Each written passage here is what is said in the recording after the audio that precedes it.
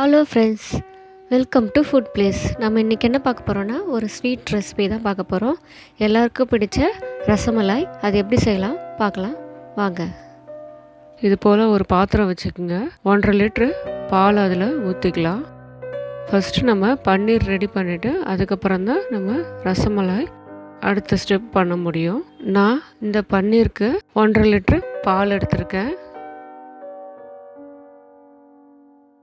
பால் நல்லா ஒரு கொதி வந்த பிறகு ஒரு 2 எலுமிச்சம்பழம் கட் பண்ணி சாறு எடுத்து வச்சுக்கோங்க. அந்த சாறை இதில் கொஞ்சம் கொஞ்சமாக விட்டு கலந்து விட்டுக்குங்க. எலுமிச்சை சாறை அப்படியே ஊற்றிடக்கூடாது, கொஞ்சம் கொஞ்சமாக தான் விட்டு நம்ம பாலில் விட்டு கலந்து விடணும். பால் இப்போது கொஞ்சம் கொஞ்சமாக திரிஞ்சு வருது. திரிஞ்சு வந்த பிறகு ஸ்டவ் ஆஃப் பண்ணிவிட்டு கலந்து விட்டுக்குங்க. இப்போது ரெடியான பன்னீரை நம்ம ஒரு துணி வச்சு ஃபில்ட்ரு பண்ணிக்கலாம். எலுமிச்சை சாறு இருக்கிறதுனால புளிப்புத்தன்மை இருக்கும். அதனால் நார்மல் வாட்டரை ஊற்றி புளிப்புத்தன்மையை நம்ம எடுத்துடணும். அதுக்கப்புறமா நல்லா பன்னீரை புழிஞ்சு விட்டுக்கலாம்.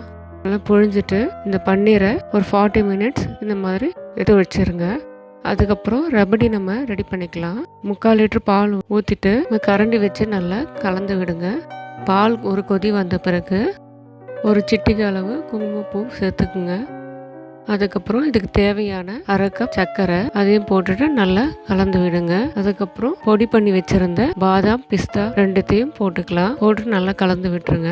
ரபடி ரெடி ஆயிருக்கு. இப்போ நம்ம ஏலக்காய் பொடி சேர்த்து எடுத்து வச்சிடலாம். இந்த ரபடி நல்லா ஆறின பிறகு நம்ம பன்னீர் போடலாம். பன்னீர் 45 மினிட்ஸ் பொறுத்து எடுத்து நல்லா கையை வச்சு நல்லா அந்த கட்டிகள் இல்லாமல் சாஃப்டாக பிசைஞ்சு விடணும்.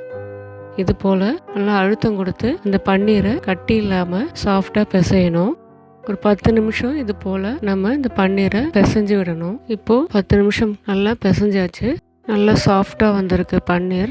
ஒரு 1/2 ஸ்பூன் சோள மாவை இதில் சேர்த்துட்டு ஒரு 5 நிமிஷம் பிசையுங்க. நல்லா சோள மாவு இது பன்னீரில் மிக்ஸ் ஆகணும். அதுக்காக 5 நிமிஷம் நல்லா பிசையணும். இப்போது சாஃப்டான பன்னீர் நமக்கு ரெடி ஆகிடுச்சு. இதை இது போல் உருட்டிட்டு ஃபஸ்ட்டு கொஞ்சம் கொஞ்சமாக பன்னீரை எடுத்து கையில் வச்சு நல்லா அழுத்தம் கொடுத்து உருண்டைகளாக உருட்டிட்டு அதுக்கப்புறம் இது போல் சின்னதாக தட்டையாக தட்டி எடுத்துக்கலாம்.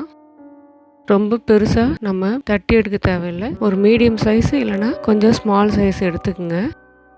ஏன்னா இது சர்க்கரை தண்ணியில் வேக வைக்கும் போது உபரியாகி வரும். இது போல் எல்லா பன்னீரும் நம்ம ரெடி பண்ணியாச்சு. அடுத்தது சர்க்கரை பாகு ரெடி பண்ணிக்கலாம். 2 கப் சர்க்கரை, 6 கப் தண்ணி விட்டு ஃபஸ்ட்டு சர்க்கரை கரைஞ்சி நல்லா 10 நிமிஷம் கொதித்து வந்த பிறகு தான் நம்ம ரெடி பண்ணி வச்சுருந்த பன்னீரை இதில் போட முடியும். நல்லா கலந்து விடுங்க. சர்க்கரை போட்டுட்டு 10 நிமிஷம் கொதி வரட்டும். 10 நிமிஷம் பொறுத்து இப்போ நம்ம ரெடி பண்ணி வச்சுருந்த பன்னீரை இதில் சேர்த்துக்கலாம். இது போல் ஒன்று ஒன்றா மெதுவாக அந்த கொதிக்கிற சர்க்கரை தண்ணியில் சேர்த்துக்கலாம்.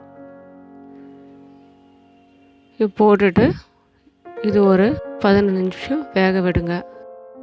இப்போது 15 நிமிஷம் முடிஞ்சிடுச்சு. அதுக்கப்புறம் இப்போ மூடியை திறந்து பார்க்கலாம். பன்னீர் ரொம்ப சாஃப்டாக வெந்திருக்கு.